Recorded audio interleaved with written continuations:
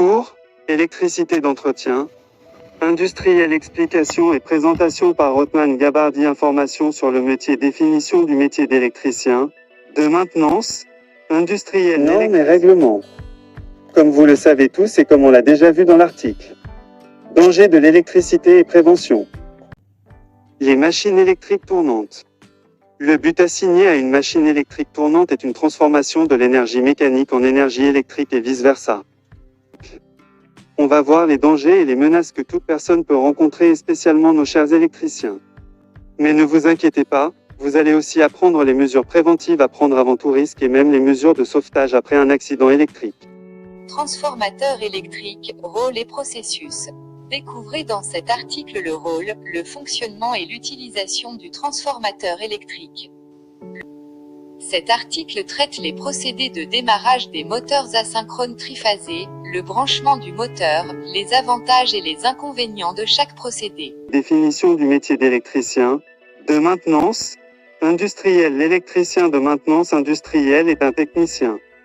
Il sera employé pour effectuer des travaux de maintenance. Dans les cadres des entreprises industrielles, installer des canalisations électriques conducteurs, boîtes et accessoires, installer et entretenir des équipements industriels luminaires, machines tournantes, transformateurs, circuits de signalisation, circuits pneumatiques et hydrauliques, et son champ d'intervention donc est assez large. L'électricien de maintenance industrielle travaille en principe en équipe sous l'autorité d'un chef responsable du groupe de maintenance. Hydraulique et son champ d'intervention donc est assez large. À l'intérieur des locaux, ces ouvriers travaillent dans des positions incommodes, soit penchés, accroupis, sur des échelles ou sur des échafaudages. Leur travail comporte aussi de risques d'accidents et de blessures. Réception de l'information relative au métier et à la formation. La connaissance du métier et de la formation représente une source de motivation importante pour le stagiaire en regard de son projet de formation. Afin d'éviter de fausses attentes, il est primordial pour le stagiaire d'obtenir une vue réaliste et objective sur l'état des choses. Pour répondre à toutes ces questions concernant le choix d'orientation professionnelle, il faut lui assurer les conditions convenables de réceptivité d'informations, organiser des rencontres avec des professionnels du métier qui peuvent créer un intérêt approfondi, créer un climat favorable de dialogue entre les professionnels et les stagiaires qui va augmenter la concentration sur les problèmes discutés, utiliser les supports audiovisuels qui vont stimuler l'attention des stagiaires et faciliter la perception de l'information, diviser les stagiaires en groupes de discussion dans lesquels ils auront l'avantage de communiquer son point de vue et écouter celui des autres. Veiller sur le bien-être physique et psychologique des stagiaires. Repérage de l'information. En lisant l'objectif de ce module, on remarque l'importance accordée à la recherche d'informations. Pour s'informer, il faut avant tout savoir ce que l'on recherche et après déterminer où et comment chercher les renseignements dont on a besoin. La réponse à la question « on recherche quoi » amène à l'élaboration d'un plan de recherche dans lequel on discerne les points importants. Il est très utile de les ranger selon leur subordination dans le problème pour pouvoir se concentrer sur les points à retenir. Une fois les points notés, il faut trouver une manière simple de prendre des notes. Par exemple, on peut utiliser un cahier dans lequel attribuer un nombre de pages dûment marqué à chaque question du plan élaboré.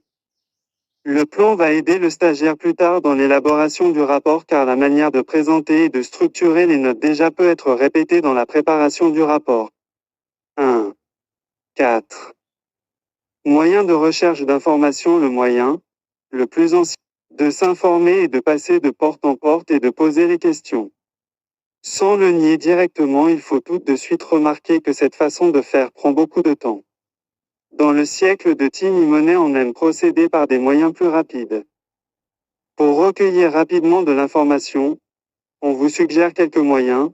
Lecture. Louisiane lecture est un moyen de recueillir des renseignements puisqu'on peut lire à son rythme, lentement ou rapidement selon le sujet.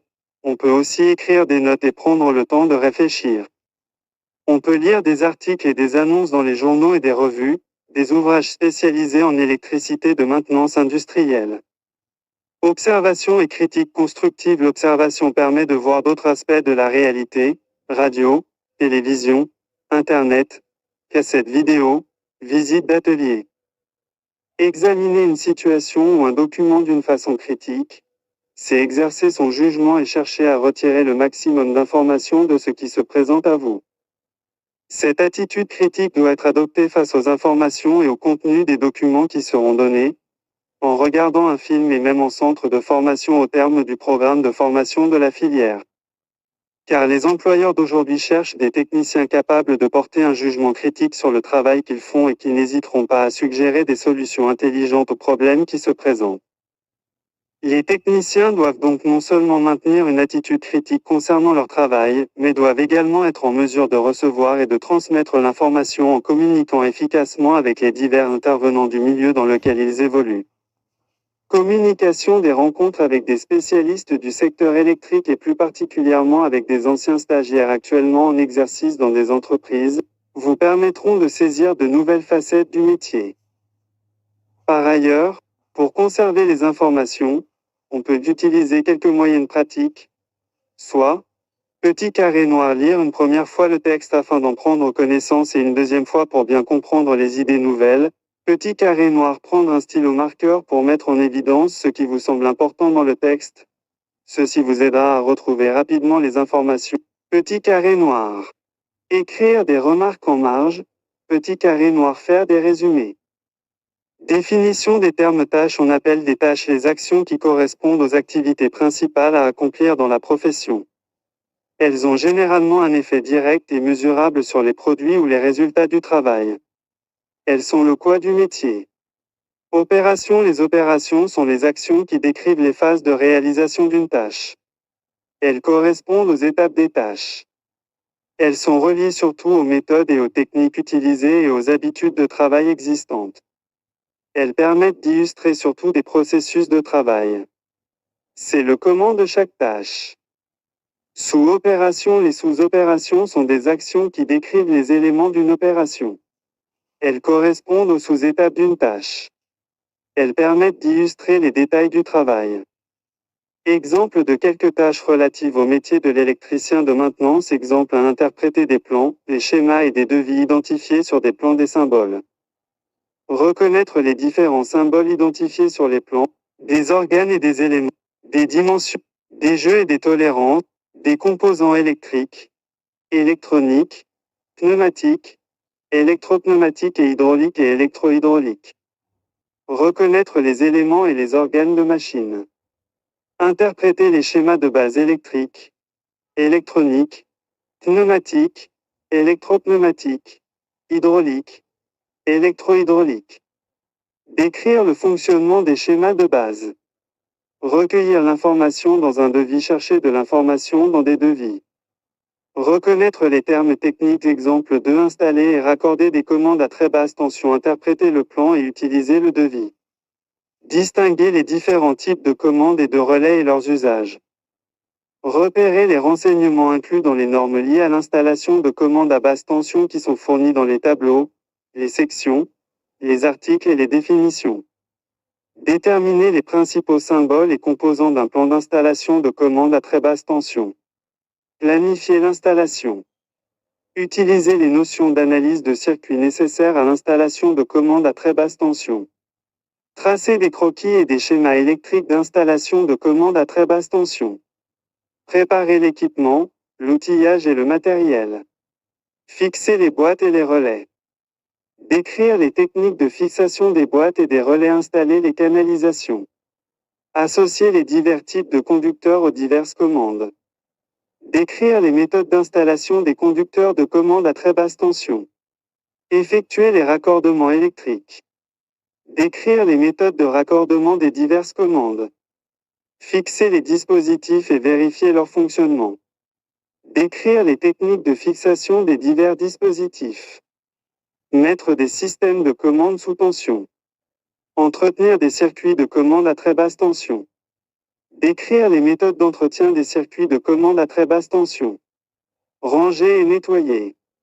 Consigner les interventions. Exemple 3. Installer et entretenir des transformateurs. Interpréter le plan et utiliser le devis. Reconnaître les différents types de transformateurs, leurs composants et leurs matériaux de fabrication. Discerner les risques possibles pour l'environnement associés aux matières utilisées dans la fabrication des transformateurs. Distinguer les caractéristiques électriques des transformateurs monophasés et triphasés, à vide et en charge. Repérer les renseignements des normes en vigueur liées à l'installation des transformateurs. Déterminer les principaux symboles et composants d'un plan d'installation de transformateurs. Planifier les installations. Utiliser les notions d'analyse de circuits monophasés et triphasés nécessaires à l'installation des transformateurs. Déterminer la section des conducteurs utilisés en fonction de la charge raccordée. Reconnaître les éléments de protection contre la surintensité nécessaires pour l'installation de transformateurs. Préparer l'équipement, l'outillage et le matériel. Discerner les mesures de protection individuelles et collectives applicables avant l'installation de transformateurs. Distinguer les règles de sécurité à respecter pour la manutention de transformateurs. Localiser et fixer les transformateurs. Décrire les méthodes de fixation des transformateurs. Effectuer les raccordements électriques. Vérifier la polarité des transformateurs. Reconnaître les divers types de raccordement de transformateurs. Décrire les méthodes de raccordement des transformateurs, de la charge et des conducteurs de mise à la terre. Effectuer des raccordements de conducteurs de la mise à la terre à l'aide de la méthode de soudage. Vérifier le fonctionnement maître des transformateurs sous tension.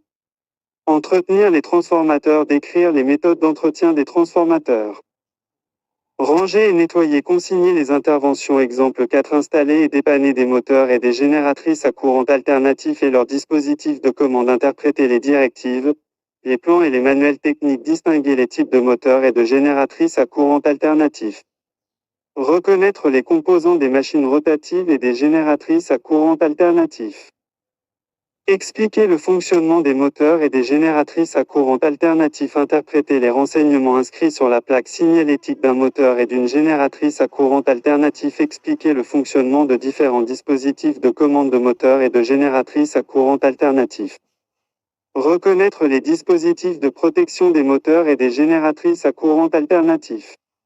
Repérer les normes en vigueur liées aux moteurs, aux génératrices et à leurs dispositifs de commande. Reconnaître dans des plans les symboles de moteurs, de génératrices à courant alternatif et leurs dispositifs de commande. Planifier l'installation. Installer des moteurs, des génératrices à courant alternatif et leurs dispositifs de commande. Expliquer les méthodes d'installation 4 à 4. Vérifier le fonctionnement. Poser un diagnostic. Distinguer les sources de problèmes dans un dispositif de commande de moteur ou de génératrice à courant alternatif. Dépanner des moteurs, des génératrices à courant alternatif et leurs dispositifs de commande. Sélectionner les composants de remplacement. Ranger et nettoyer. Consigner les interventions. Poste de travail. On appelle poste de travail l'aménagement particulier d'un lieu permettant l'accomplissement de tâches professionnelles. Marché du travail. Service à pourvoir. L'électricien de maintenance industrielle est susceptible d'être embauché par toute entreprise assurant l'installation et l'entretien des équipements industriels, ce que constitue une grande partie de l'activité de l'ensemble de l'industrie. D'excellentes perspectives d'emploi se présentent à ces ouvriers. Ils peuvent œuvrer pour des petites ou moyennes entreprises ou créer leur propre entreprise. Dans le secteur privé, pour le travail effectué, l'électricien de maintenance industrielle aura un salaire pouvant varier du SMIC jusqu'au salaire négocié au départ avec l'employeur. Si ce dernier est recruté par un organisme d'État, il recevra un salaire mensuel fixé par les lois en vigueur. Au cours de son parcours, l'électricien de maintenance industrielle requiert de l'expérience qui lui permettra de l'avancement et de la promotion dans sa carrière. Conditions d'entrée sur le marché du travail après la réussite aux examens de fin de formation passés selon les modalités fixées par l'Office de formation et de la promotion du travail loi en vigueur. Ces stagiaires devenus lauréats de l'Office pourront commencer par la recherche d'un emploi ou un stage de pré-embauche. Pour le stagiaire, il est très important de savoir établir un CV et réussir un entretien d'embauche.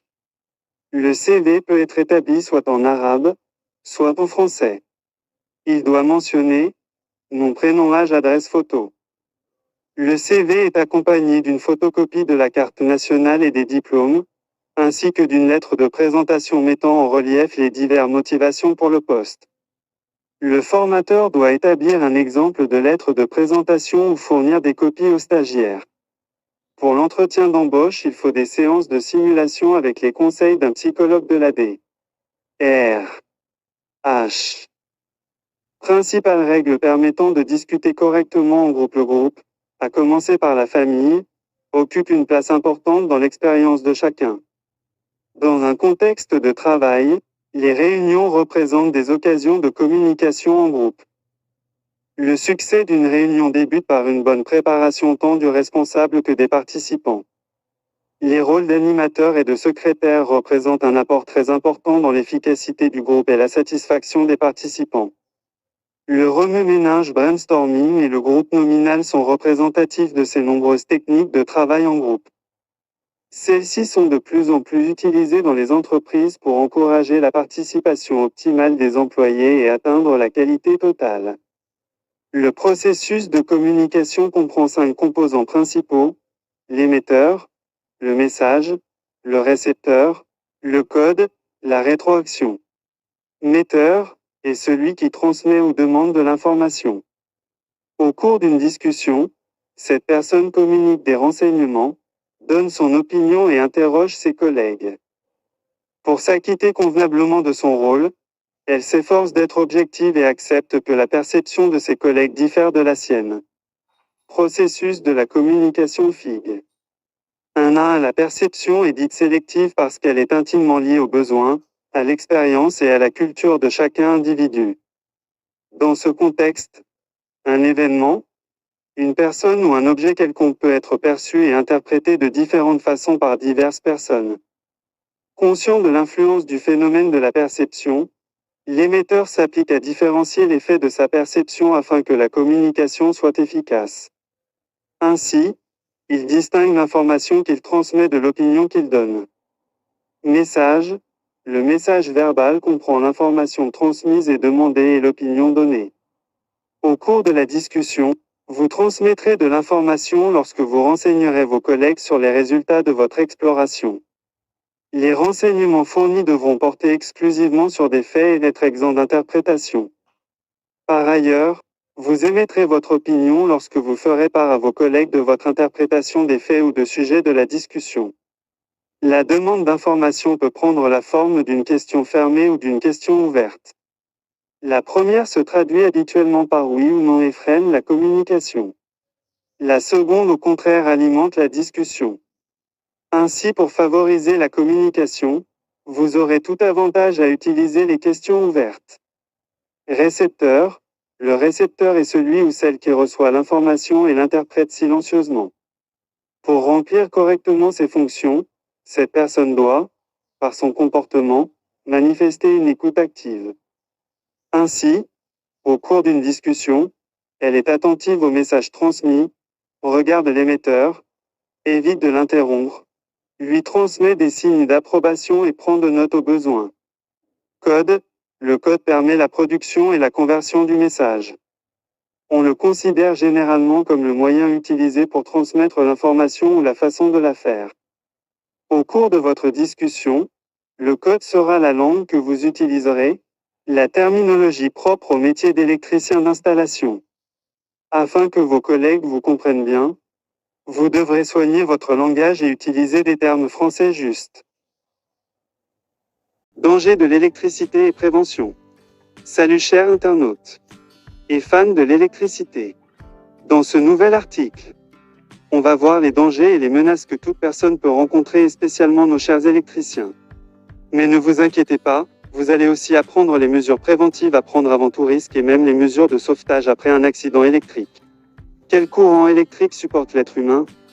Des situations classiques sont rassemblées dans le tableau suivant. Le facteur temps n'est pas indiqué, plus le temps de passage du courant est long, plus les conséquences sont graves. Les dangers. Électrisation. Le courant ne peut passer que dans un circuit électrique fermé. Normalement, il circule du réseau conducteur de phase, 230 volts via la prise et le câble électrique jusqu'au récepteur et revient au réseau conducteur neutre. Si l'isolation d'un appareil électrique ou d'un câble d'alimentation est endommagée, le boîtier de l'appareil défectueux peut alors être sous tension. Si l'utilisateur entre en contact avec le boîtier ou si une personne touche directement le conducteur de phase de la prise de courant ou un fil de phase dénudé, le courant essaie de retourner au réseau à travers le corps humain et la Terre, car celle-ci est reliée au conducteur neutre. L'intensité de ce courant dépend de la résistance du corps humain, de la peau, des vêtements et du retour à la Terre. Voir les valeurs du tableau suivant. La résistance du corps humain dépend, entre autres, de la tension employée, du parcours du courant à travers le corps, de la taille, de l'état physique, et de la personne électrisée.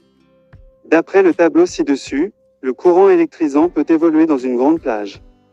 Étant donné le nombre de facteurs sur lesquels il est quasiment impossible d'agir parcours du courant dans le corps, humidité, et le hasard joue donc un rôle important. Prévention primordiale, conducteur de protection, un troisième fil, le conducteur de protection jaune-vert, relie à la Terre les éléments métalliques que l'on touche sur un appareil électrique par exemple, boîtier. Il est amené dans la prise de courant via la borne centrale. En temps normal, il ne conduit pas de courant. Si, suite à la détérioration de l'isolation dans l'appareil, le boîtier se trouve être sous tension, le circuit électrique sera alors fermé par le biais du conducteur de protection. Il en résulte un courant de court-circuit IK, très élevé selon les circonstances, qui actionne le fusible ou le disjoncteur de protection des conducteurs.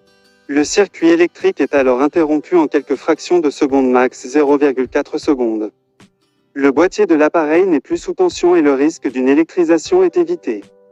Toutefois, une brève électrisation est malgré tout possible avant que le fusible ne fonde. Surisolation. Les appareils munis d'une surisolation disposent, outre l'isolation fonctionnelle, d'une isolation supplémentaire. La protection contre les défauts d'isolation s'en trouve doublée. Ces appareils ont une fiche bipolaire et ne doivent pas être raccordés à un conducteur de protection. Ils sont signalés par un carré double. Si, dans la pratique, par exemple dans le cas d'ATI électrique portatif, la surisolation est recouverte de limaille, de poussière métallique ou de saleté, cela peut s'avérer très risqué pour l'utilisateur. Surisolation ne signifie pas étanchéité.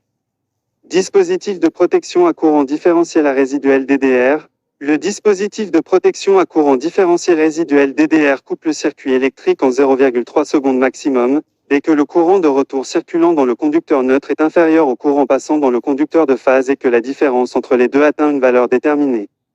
C'est le cas lorsqu'au cours d'une électrisation, un courant de défaut supplémentaire IF retourne au réseau via une personne et le sol. Il existe des disjoncteurs DDR avec des courants de déclenchement de 10 ou 30 mA 300 mA pour la protection incendie. Leur emploi est obligatoire dans certains domaines, par exemple, sur les chantiers, pour toutes les prises de courant 32 A.